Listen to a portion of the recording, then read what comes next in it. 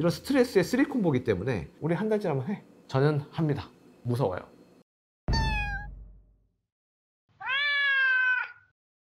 고양이만 건강하면 당신은 행복합니다. 국내 최초 최고의 고양이 전문병원 백산동물병원 대표수의사, 그리고 세계 최초 고양이 헌혈수혈센터 한국고양이혈액센터장 김영준입니다. 헌혈센터에서 많이 받은 질문들에 대해서 얘기를 하고 있는데, 특히 마취 관련한 질문이 진짜 많거든요. 그래서 오늘 영상은 마취 관련된 얘기를 본격적으로 해보려고 합니다. 일단 마취하는 김에 비용을 낼 테니까 스케일링을 해줄 수 있냐는 질문이 종종 있어요. 계속해서 제가 말씀을 드리는데, 마취는 자주 하는 게 더 안 좋은 게 아니라 한 번의 마취가 길어지는 게 상대적으로 훨씬 위험합니다. 심지어 헌혈을 하면 혈액량이 평소보다 더 줄어있는 상황이잖아요. 그래서 아무리 건강한 아이라고 할지라도 마취한 김에 뭐 같이 하자는 게 더 위험할 수 있습니다.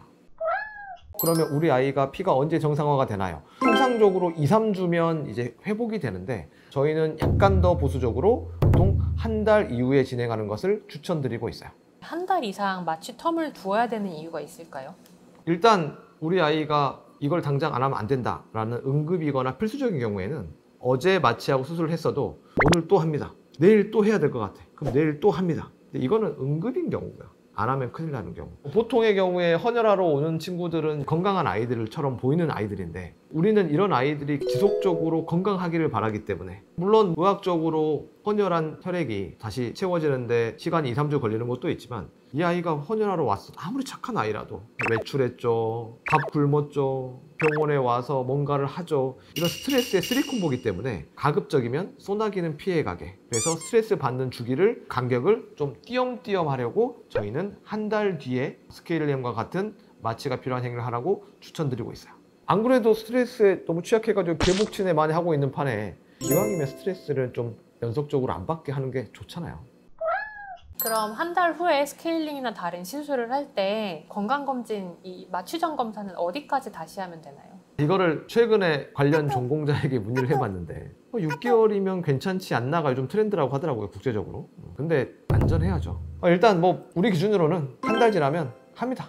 해요. 우리 한 달 지나면 해. 물론 이제 검사 중에서 한 달이 지나든 두 달이 지나도 할 필요가 없는 것들이 있어요. 예를 들어서 백혈병 검사나 한 달 전에 한 프로비엠피 심장 검사나, 이런 거는 아이가 너무 건강하고 멀쩡하면 안 하지만, 마취를 지금 해야 된다면 기본적인 혈액 검사나 엑스레이는 저는 합니다. 내가 마취에 대해서 책임을 져야 되니까요. 이거는 제 입장에서는 보수적으로 생각할 수밖에 없어요. 그리고 고양이는 진짜로 예측 불가능성이 개보다 훨씬 높습니다. 무서워요. 얌전한데 꼭 마취하고 헌혈해야 되는 질문도 가끔 있어요. 이게 어떤 느낌이냐면, 선생님 우리 애는 안 물어요 라는 느낌이에요. 정말 희귀하게 드물게 아무것도 안 하고도 그냥 오케이 되는 애가 있고요, 안정제 먹고 국소마취제로 얌전하게 하는 애들이 없지는 않습니다. 있어요. 근데 정말 낮은 확률이고요. 그런 애들도 보면 애가 참아주긴 하지만 분명히 스트레스를 받고요, 애가 착하긴 한데 약간 몸을 막 흔들고 그러고 있으면 분명히 또 여러 명이 달라붙어서 부여잡아야 됩니다. 애가 다치면 안 되거든요. 헌혈을 하고 얘는 다치면 안 돼요. 아이가 잘 하더라도 스트레스를 받을 수도 있고, 스트레스를 받으면 심장병이 생길 수도 있고, 방광염이 생길 수도 있고, 부여잡았을 때 생길 위험성도 있고, 그래서 저희는 헌혈하는 아이, 그 아이의 안전을 위해서 마취 후에 헌혈을 진행하고 있습니다. 그 아이를 위해서요. 저희는 예방접종을 한 아이들만 헌혈을 받고 있잖아요. 네. 예방접종이랑 헌혈은 어떤 관계가 있나요?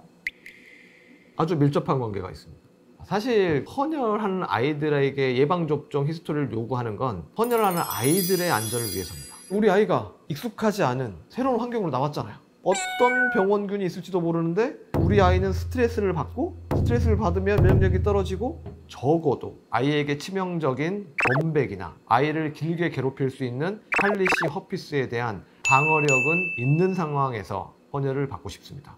그래서 최소한의 안전장치를 저희가 보호자분에게 강권한다는 의미로 접종을 하지 않은 아이들에게는 헌혈을 받지 않고 있습니다. 헌혈해주는 아이가 건강해야 돼요.